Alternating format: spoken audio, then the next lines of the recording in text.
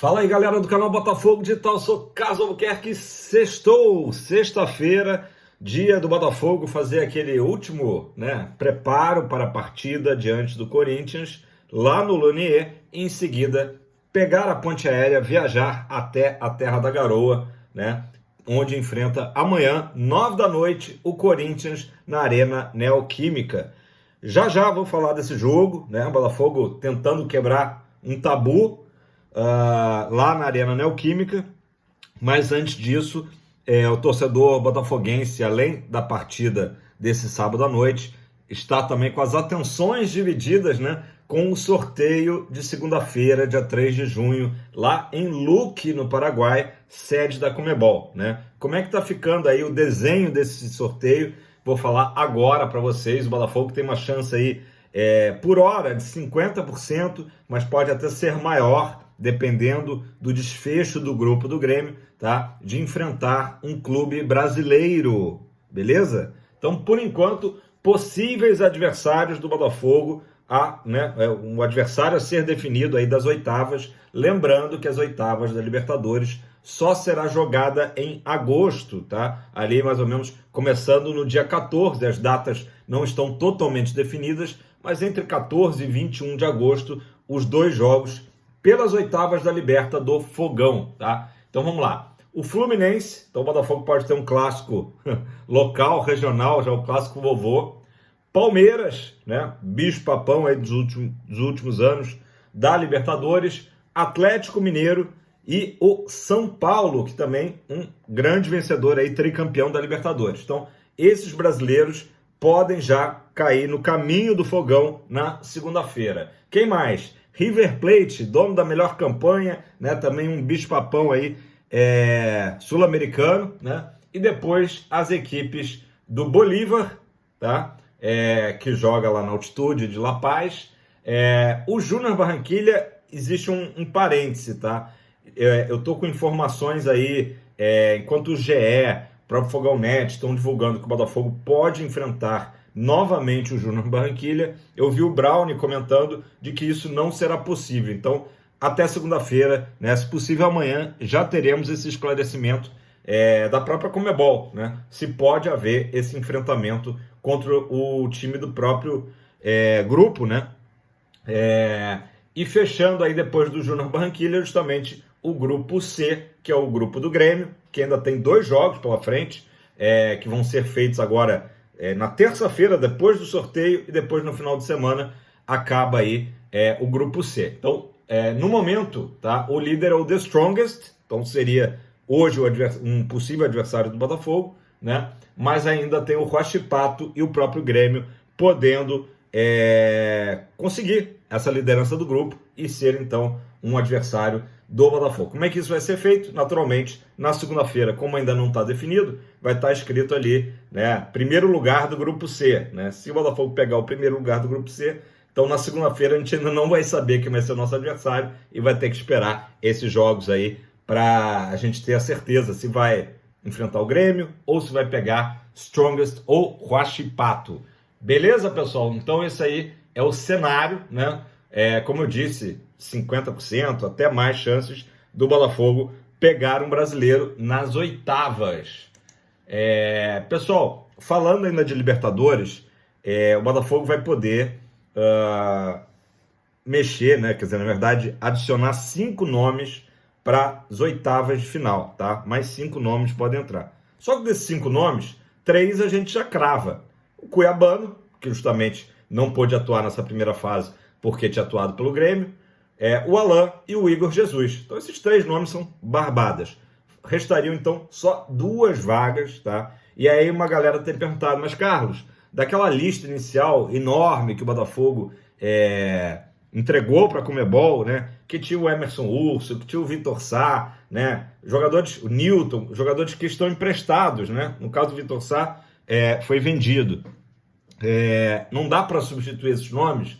Não dá, aquilo ali foi entregue e os nomes estão ali, paciência, que o Botafogo, infelizmente, não pode usar esses nomes. Então são 5 nomes, como eu falei, 3 já estão aí, totalmente definidos. Então o Botafogo teria 2 vagas. E tá nítido, já tá claro, já foi várias vezes falado, que o Botafogo vai em busca de um zagueiro, pode ser que seja o Joaquim, que eu falei aqui ontem, e mais um outro jogador, pode ser um lateral esquerdo, pode ser um meia atacante, né? O Botafogo sonha com o Thiago Almada, por exemplo, né? Então, quem seriam esses dois jogadores, né? A tendência é essa, um zagueiro e mais outro jogador aí.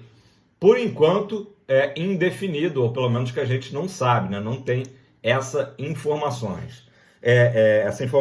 Galera, desde que o campeonato foi paralisado, vamos voltar lá no Dia das Mães, quando o Botafogo enfrentou o Fortaleza lá no Castelão, empatou em 1-1, né? O que rolou, né? Faz tempo, né? Já faz aí algumas semanas, então rolou muita coisa.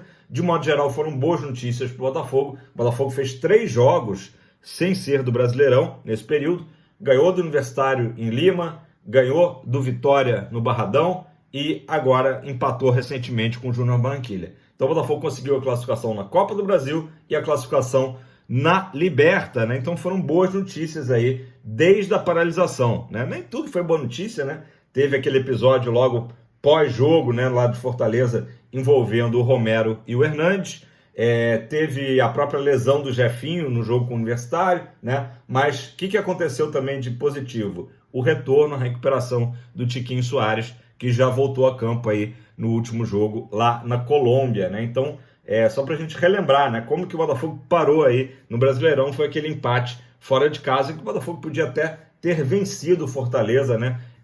Teve oportunidades para isso. Então, retomando agora o Brasileirão, vamos falar do jogo de amanhã contra o Corinthians. Galera, até o momento que eu estou gravando, ainda tem ingressos disponíveis, tá? Para o setor visitante. Tem que entrar no site Fiel Torcedor, fieltorcedor.com.br. Deixa eu confirmar aqui para passar para vocês certinho a informação, tá? Deixa eu ver aqui. Isso aí, fieltorcedor.com.br. Aí vai ter lá o jogo Corinthians e Botafogo e buscar a parte do setor visitante para adquirir R$80, um valor que eu acho justo, acho um valor bacana aí. 80 pratas, não tem meia entrada, tá? Então, até o momento ainda tem ingresso disponível, corre que vai esgotar. E tem o seguinte, o Botafogo joga contra o Tabu, que eu estava falando no início. O Botafogo nunca venceu o Corinthians na Arena Neoquímica, né? Eu lembro que o Botafogo já conquistou um campeonato sub-20, né? Lá contra o próprio Corinthians, mas entre profissionais o Botafogo joga contra esse Tabu. Olha só, teve gols de Elkson, a última vitória, faz tempo. São 12 anos sem voltar de São Paulo com uma vitória sobre o rival Corinthians, tá? Foram, deixa eu ver aqui quantos jogos. Aí a matéria do GE fala da vitória também que teve gol do Louco Abreu e do Maxwell em 2011, tá? Mas é uma sequência realmente bem negativa, né? Fica muito marcado aquele último jogo que a gente lembra que teve a expulsão do Marçal, que era um jogo também que o Botafogo poderia vencer, né? Então, desde 2014, quando foi inaugurado o estádio corintiano, o Botafogo não consegue, né? E amanhã será a nossa primeira vitória, anota aí. Tô com fé que amanhã será a nossa primeira vitória. O Botafogo, a princípio, não deve poupar ninguém, até porque na sequência serão 10 dias, né, de data FIFA. Mas, Carlos, o Júnior Santos, essa última partida já estava ali meio, né, não estava rendendo tão bem. Vamos ver o que o Arthur Jorge vai preparar dessa vez, mas eu acredito que ele não poupe muitos jogadores, justamente por isso. É um jogo muito importante para o Botafogo se manter ali no G4 do Brasileirão e, como eu disse, teremos aí uma sequência de 10 dias de recuperação, enfim, para todo o elenco. Savarino, né? Botei na thumb o Savarino, ele continua na lista preliminar da Venezuela para a Copa América. Então, ele treinou ontem normalmente, deve seguir com a equipe para São Paulo e deve jogar, tá? E deve jogar, ele que foi poupado da viagem para a Colômbia, né? E aí depois sim deve ser despedido do Botafogo momentaneamente, né? E integrar a seleção vinho tinto na Copa América. Então um desfalque aí que o Botafogo vai ter na sequência aí de junho e julho, né? Em relação à Copa América, o Savarino, um desfalque importante, né? Quem sabe o Oscar Romero, enfim. Savarino, que faz também um pouco a função de ponta, né? Não só de meia armador, mas também de ponta. Ele se sente muito à vontade ali na posição. O Botafogo vai ter que achar uma solução. O Arthur Jorge, né? Muito bem pago para isso, para achar essa solução aí em relação a quem substituirá o Savarino nesse período de Copa América. Galera, acho que o jogo de amanhã é um jogo difícil, né? O Corinthians aí tendo um ano um pouco irregular, mas agora, nas últimas partidas, teve uma melhora, né? É sempre difícil jogar lá, vai estar frio, né? Sábado à noite vai estar muito frio lá em São Paulo, mas o Botafogo tem que fazer um jogo quente, tem que se impor, né? Claro, tomar os cuidados defensivos necessários, né? E importante, além do Savarino, o Botafogo terá as voltas, né, do Cuiabano e do próprio Danilo Barbosa, que também não foram à Colômbia, né, por motivos diferentes. O Cuiabano, como eu disse, não estava inscrito, e o Danilo, que cumpriu suspensão nesse jogo contra o Barranquilla. Então, eu imagino o Cuiabano entrando no time titular no lugar do Hugo, até pelo grande jogo que o Cuiabano fez, participou ali dos 2 gols do Botafogo lá no Barradão, né, pela Copa do Brasil. Então, imagino isso, né? E o resto da equipe que a gente já está acostumado. Vamos ver se o Tiquinho começa jogando ou entra no decorrer da partida. Como que o Arthur Jorge vai, né? Não surpreenda, mas não tanto, né, Arthur Jorge? O último jogo aí foi complexo, aí, o número de mudanças aí do Arthur Jorge. Galera, para a gente fechar esse vídeo dessa sexta-feira, o Ministério Público tá propondo, sugeriu uma audiência de conciliação entre Edinaldo Rodrigues e John Textor, né? Algo que o Textor quer há tanto tempo, ter uma reunião, né? Ter um diálogo aí com o presidente da CBF. O Ministério Público sugeriu isso. Isso é uma informação do Anselmo Góes, na sua coluna do Globo, tá? Já que o Edinaldo processa o Textor por acusação de calúnia e difamação, né?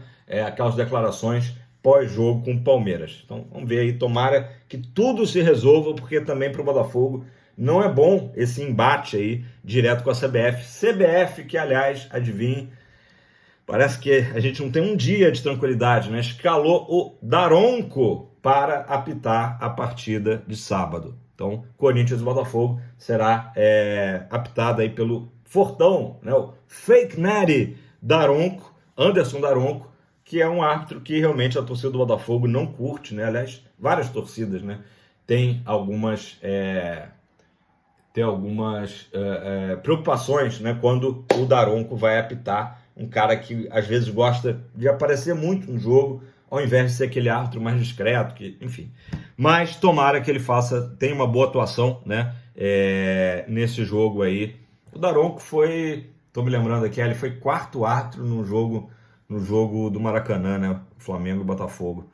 Enfim, tomara que seja uma boa arbitragem, que não interfira aí no placar da partida, que o Botafogo vence esse jogo para justamente continuar embolado ali na frente, que é o mais importante nesse momento, e depois passar toda a data FIFA aí com tranquilidade. Beleza, pessoal? Deixa seu like, faça seu comentário. Se você não é inscrito, tá esperando o quê? Não custa nada. Se inscreva e faça parte do canal Botafogo Digital. Logo, logo a gente vai chegar a 10 mil inscritos. É a nossa meta, depois a gente dobra a meta, beleza? Grande sexta-feira a todos. Um abraço, fogão pra cima!